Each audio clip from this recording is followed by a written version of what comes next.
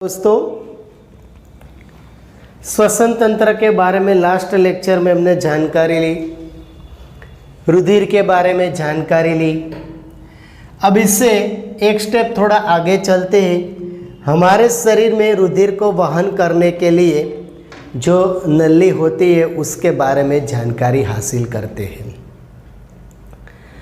रुधिर वाहियों का प्रकार के बारे में जानकारी लेते हैं। तो रुधिर वाहिका के तीन प्रकार है, धमनी, शिरा एवं रुधिर केशिकाएं।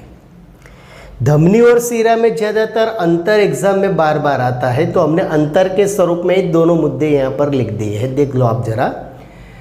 धमनी रुधिर को हृदय से शरीर के विभिन्न अंगों तक ले जाती है, तो शिरा रुधिर को शरीर के अंगों से हृदय तक ले जाती है। धमनी की भित्ति मोटी और लचीली होती है, तो शिरा की भित्ति पतली और कम लचीली होती है।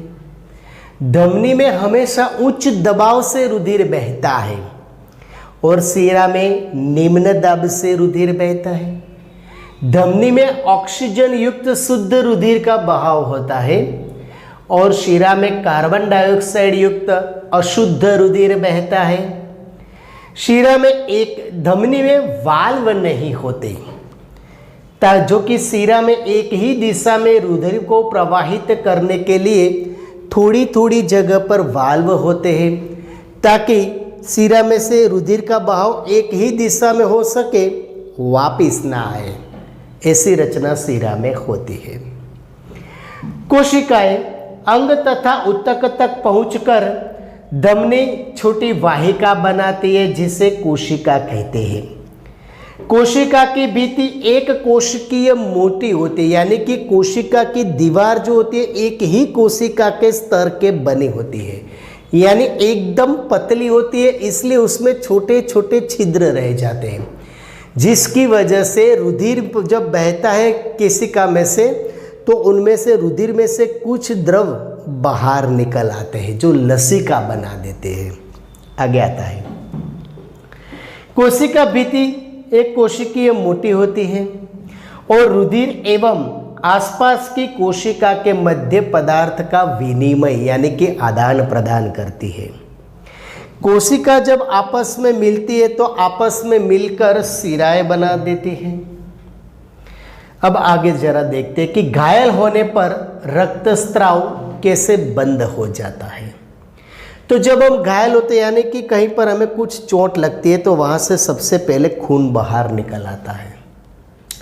तंत्र से रुधिर की हानि प्राकृतिक रूप से कम हो, ऐसा प्रकृति ने हमारे शरीर में कुछ रखा है। इसके अतिरिक्त रक्तस्राव से दाब में कमी आ जाएगी, जिससे पंपिंग प्रणाली की दक्षता में कमी हो जाती है। इसे रोकने के लिए रुधिर में प्लेटलेट्स कोशिकाएं होती है, जो पूरे शरीर में भ्रमण करती रहती है और रक्तस्राव के स्थान पर जम जाती है, थक्का बना देती है।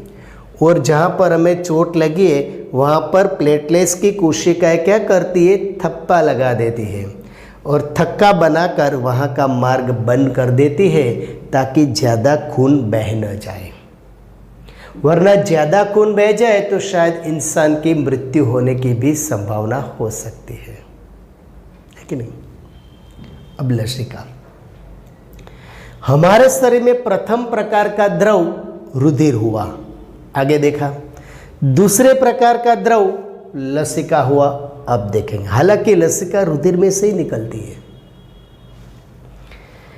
एक अन्य प्रकार का द्रव है जो वहन करता है, इसे लसिका या ऊतक तरल भी कहा जाता है।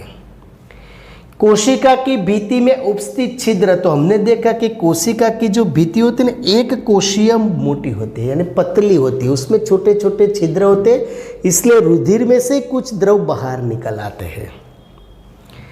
प्लेज्मा, प्रोटीन तथा रुधिर केशिका बाहर निकलकर ऊतक में अंत कोशिकीय अवकाश, यानी कोशिका के बीच में जो जगह होती है, उस जगह को अंत कोशिकीय अवकाश कहा जाता है, उसमें आ जाता है, तथा ऊतक या तरल लसिका का निर्माण कर देते हैं। ये रुधिर में से बना है लेकिन लाल रंग का नहीं होता क्योंकि उसमें रक्त कणिकाएं नहीं होती, आरबीसी, बाकी सब होता है। और प्रोटीन रुधिर की तुलना में कम होता है लसिका में, इसलिए लसिका रंगहीन और अल्प मात्रा में प्रोटीन होता है।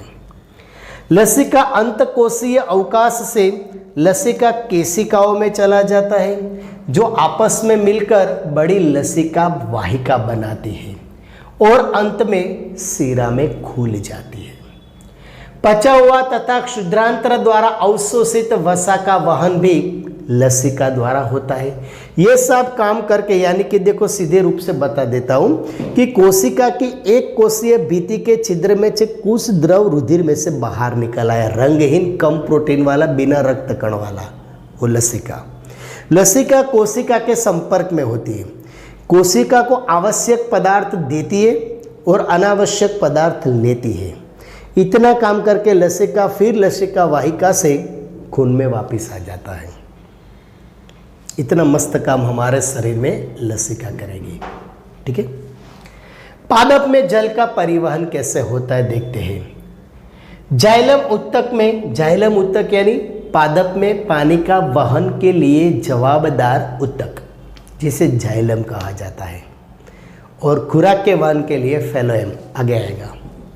जाइलम उत्तक में जड़ों, तनों और पत्तियों की वाहिनिकाएं तथा वाहिकाएं आपस में जुड़कर जल संवहन वाहिकाओं का एक सतत जाल बनाती है जो पादप के सभी भागों से संबंध होता है।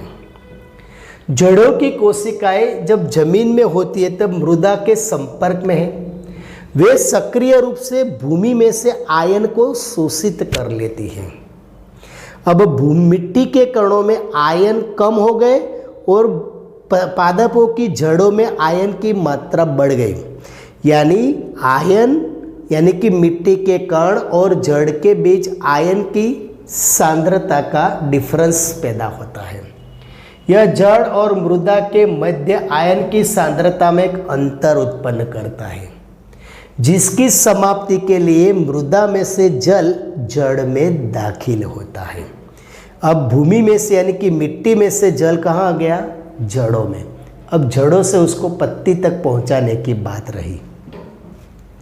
जल अनवरत गति से जड़ के जाइलम में जाता है और जल के स्तंभ का निर्माण करता है, यानी नीचे से प्रेशर देकर जल को ऊपर भेजता है, यानी जल स्तंभ बन जाता है। जड़ से लेकर, तने से लेकर पत्ती तक एकदम स्तंभ, सलंग मार्ग बन जाता है।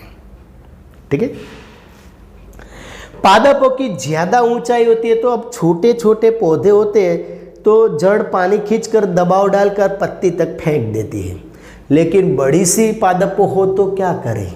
10-15 मंजिल तक ऊंची पादप हो तो जड़ पानी तो शोषित कर लेगा, उसको दबाव से ऊपर डाल भी देगा, लेकिन कम ऊंचाई तक जाएगा, दूर तक नहीं जाएगा, इसलिए ये दाब पर्याप्त नहीं है।